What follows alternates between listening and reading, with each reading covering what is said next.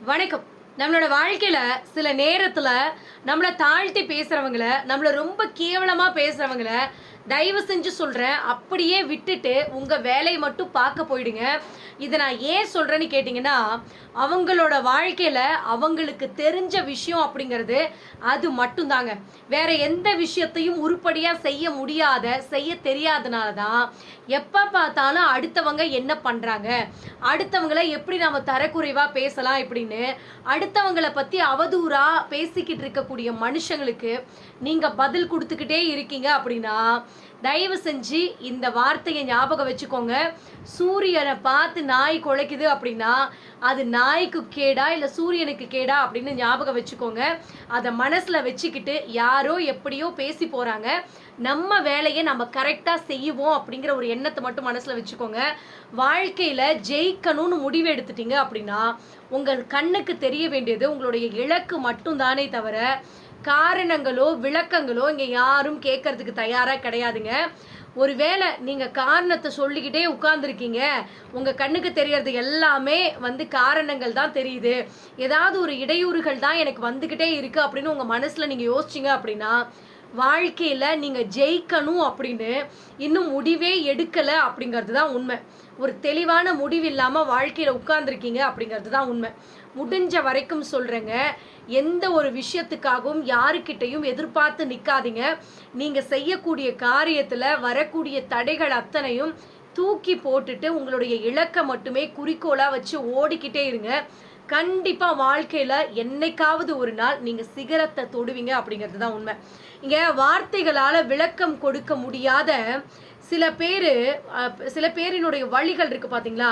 அது எப்போதுமே மௌனங்களால, சிரிப்பால மட்டுமே அவங்களால பதில் சொல்ல முடியும். ஒரு சில மனுஷங்களா இருப்பாங்க. நீங்க என்னதான் கேட்டீங்கனாலும், அந்த இடத்துல அமைதியா சிரிச்சுட்டு பொறுமையா வருவாங்க. அதுக்கு காரணம் அவங்களுக்கு பேச தெரியாமலோ, இல்ல பயந்துகிட்டோ இருக்காங்க அப்படின்னு அவசியம் கிடையாதுங்க. ஒரு சில இடங்கள்ல அமைதியா இருக்கிறது தான் நல்லது அப்படிங்கிறத அவங்க நல்லா உணர்ந்திருப்பாங்க. அதனால தான் இவங்க இப்படி நடந்துக்குவாங்க அப்படிங்கிறது தான் உண்மை.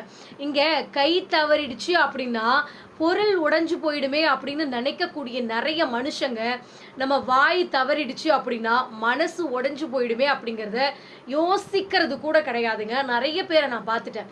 எடுத்தோம் கவுத்தோம்னு ஒருத்தவங்க முன்னாடி உறவுகள் நம்மளுக்கு வேணும் அப்படின்னு யோசிக்க கூட மாட்டாங்க. அப்படியே டப்பு டப்புன்னு பேசிட்டு வெட்டு 1 துண்டு 2ன்னு பேசிட்டு போய்க்கிட்டே இருப்பாங்க. நாம பேசக்கூடிய வார்த்தையால இந்த உறவுகள் என்ன ஆகும்? பிளவுபட்டு போயிடுமா? இல்ல இவங்கலாம் நம்மள விட்டு பிரிஞ்சு போயிடுவாங்களா? அப்படின்னு யோசிக்க கூட மாட்டாங்க. தயவு செஞ்சு சொல்றேன், பேசுறதுக்கு முன்னால ஒரு தடவைக்கு 4 தடவை யோசிச்சு பேசுங்க. நீங்க பேசினதுக்கு அப்புறம் அந்த வார்த்தைகள அள்ளவே முடியாது அப்படிங்கிறது தான் உண்மை. இங்க விளையாட்டுல தாயம் விழுந்தாதான் நம்மளுடைய ஆட்டத்த நம்ம ஆரம்பிக்க முடியும். அதே மாதிரி தான் நம்மளோட வாழ்க்கையில காயம் விழுந்துச்சு, நம்மளோட மனசு காயப்பட்டுச்சு அப்படின்னா தான், நம்மளுடைய வாழ்க்கையவே நம்ம வாழ ஆரம்பிக்க முடியும் அப்படிங்கிறத ஞாபகம் வச்சுக்கோங்க.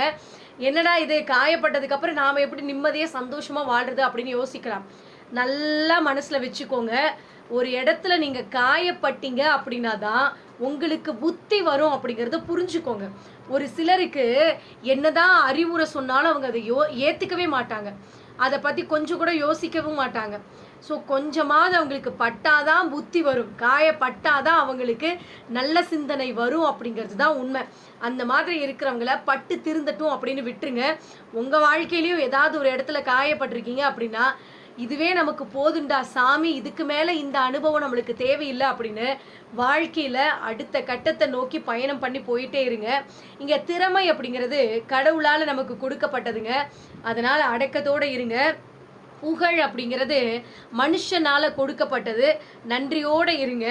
இங்க அகம்பாவம் அப்படிங்கிறது நமக்கு நாமே கொடுக்கப்பட்டு கொண்டது. அதனால எச்சரிக்கையோட இருங்க. அதுதான் உங்களுக்கு நல்லது. கோபம் வரும்போது வாய தயவு செஞ்சு மூடிக்கோங்க. ஏன்னா, இங்க மெயினா ஒரு மனுஷனோட வாழ்க்கையில பிரச்சனைக்கு காரணமே இந்த கோவம் தான். அதனால கோவம் வரும்போது நம்ம ஏதாவது ஒரு வார்த்தைய விட்டுட்டோம் அப்படின்னா, அதுல எதிர்ல இருக்கிறவங்களுடைய மனச காயப்படுத்திரும். நீங்க எத்தன தடவ அதுக்கு மன்னிப்பு கேட்டாலும், அந்த அந்த அந்த நீங்க பேசின வார்த்தைகள அள்ள முடியாது. ஞாபகம் வச்சுக்கோங்க. முடிஞ்ச வரைக்கும் கோபம் வரும்போது வாயை மூடிக்கோங்க, குழப்பம் வரும்போது கண்களை மூடிக்கோங்க, தோல்வி வரும்போது காதுகளை மூடிக்கோங்க, வெற்றி வரும்போது மனசை மூடிக்கோங்க. இதுதான் உங்களோட வாழ்க்கைக்கு நல்லது. என்னைக்குமே உங்களுடைய முதல் வெற்றியை வச்சு அப்பாடா போதுண்டா சாமி நம்ம வாழ்க்கையில் ஜெயிச்சிட்டோம் அப்படின்னு திருப்தியில் ஓய்வு எடுத்துக்கிட்டு உட்கார்ந்துருக்காதீங்க. இதை நான் ஏன் சொல்கிறேன்னு சொன்னீங்கன்னா, ஒரு கூட்டம் வெயிட் பண்ணி காத்துக்கிட்டே இருக்குது. உங்களுக்கு கிடைச்ச அத்தனையும் வெற்றி கிடையாது, அதிர்ஷ்டம் அப்படின்னு உங்கள்கிட்ட சொல்கிறதுக்காகவே உங்களை சுற்றி நிறைய பேர் காத்துட்ருக்காங்க. தயவு செஞ்சு சொல்கிற, வாழ்க்கையில் ஒரு இடத்துல ஜெயிச்சிட்டிங்க அப்படின்னா மறுபடி அந்த வெற்றியை தக்க வச்சுக்கிறதுக்காக ஓடிக்கிட்டே இருங்க. நிறைய விஷயங்களை கற்றுக்கிட்டே இருங்க, முயற்சி பண்ணிக்கிட்டே இருங்க. அப்பதான் நீங்கள் அனுபவிச்ச, நீங்கள் பெற்ற அந்த வெற்றி உங்களுக்கு கடைசி வரைக்கும் நிலையா நிற்கும் அப்படிங்கிறத தெரிஞ்சுக்கோங்க.